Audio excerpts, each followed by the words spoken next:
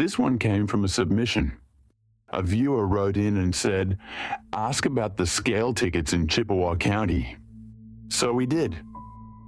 On November 9th, 2011, a night weighmaster at a co-op grain elevator in Cadott, Wisconsin, printed a ticket for a 1988 International grain truck and did not hand it to the driver. She'd weighed that truck 11 times that autumn. Empty, it should have come off her scale at 24,180 pounds. It came off at 24,420, 240 pounds heavier than its own empty weight, every single time. 240 pounds is a motorcycle. It's a man.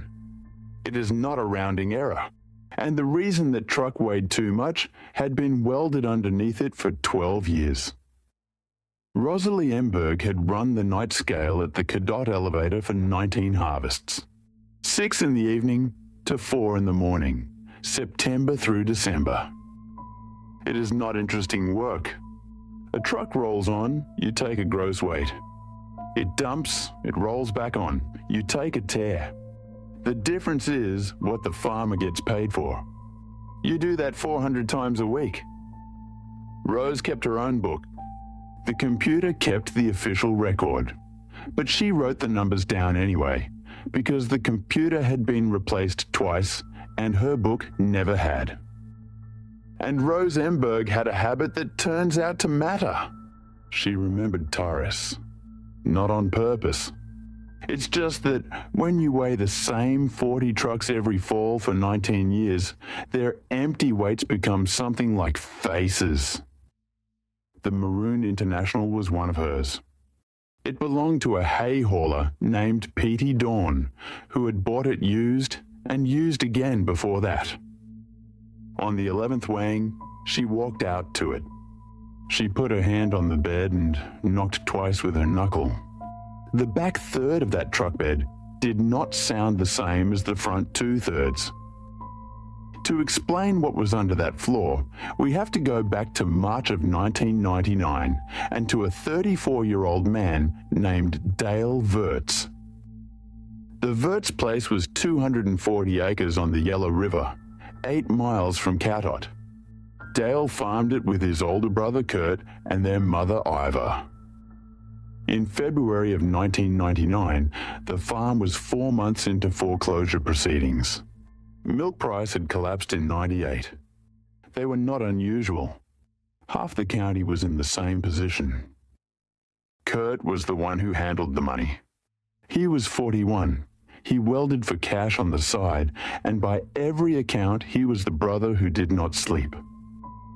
On March 19, 1999, Iva Wirtz found a note on the kitchen counter in what she believed was her younger son's handwriting. $1,100 was gone from the farm account. Dale's truck was gone from the yard. His good boots were gone from the porch. The Chippewa County Sheriff took a report and classified it, correctly under the law, as an adult who had chosen to leave. There is no crime in leaving. The file was 3 pages long. Nobody looked for Dale Wirtz because on paper there was no reason to. Back to 2011. Rose Emberg did something that no investigator would have thought to do, because no investigator knew it was possible. The Cadott elevator never threw away a scale ticket. Not one. 26 years of thermal paper in banker's boxes under the office. She found the Maroon International's tickets from before it was Petey Dawn's, from when it was registered to a farm on the Yellow River, and she laid them out by date. Every ticket through March 14, 1999, 24,180. Every ticket from April 6, 1999 onward, 24,420. Somewhere in those 3 weeks, someone added 240 pounds of steel to that truck and never took it off.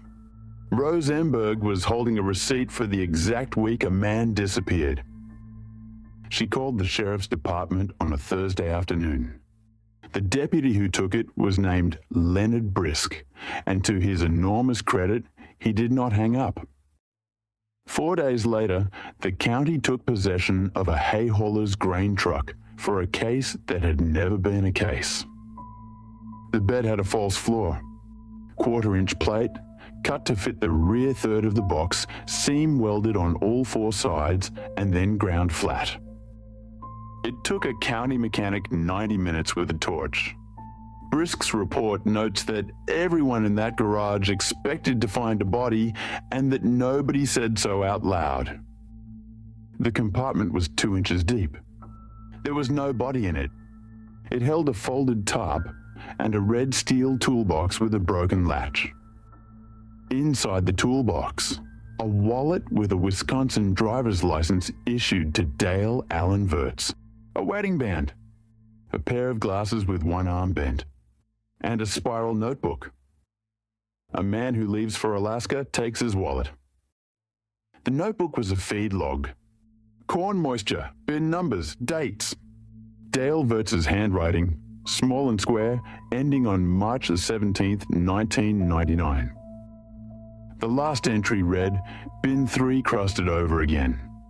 Curt says walk it down. I said no. Grain crusts into a bridge over the empty space where it's been drawn out from below.